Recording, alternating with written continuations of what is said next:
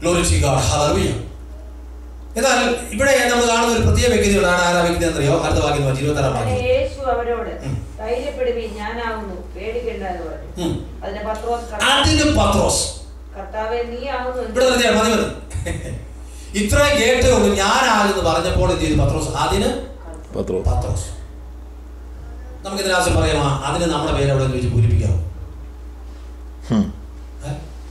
അതിന് ഞാൻ. അതിന് ഒരൊറ്റ ശിഷ്യന്മാരും ബോട്ടിൽ നിന്ന് ഇറങ്ങിയില്ല കേട്ടോ. Price the Lord. ഹല്ലേലൂയ.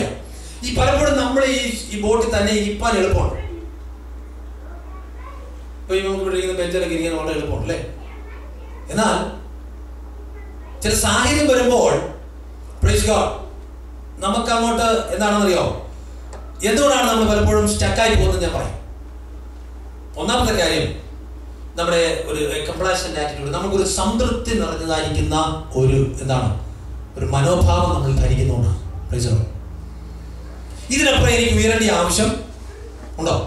ഇല്ല. ഇതിന് താഴോട്ട് പോകണമെന്ന് എനിക്ക് ആഗ്രഹമില്ല. ഇതിനെന്താണ് മുകളിലോട്ട് ഉയരണമെന്ന് എനിക്ക് ഒട്ടും ആഗ്രഹമില്ല.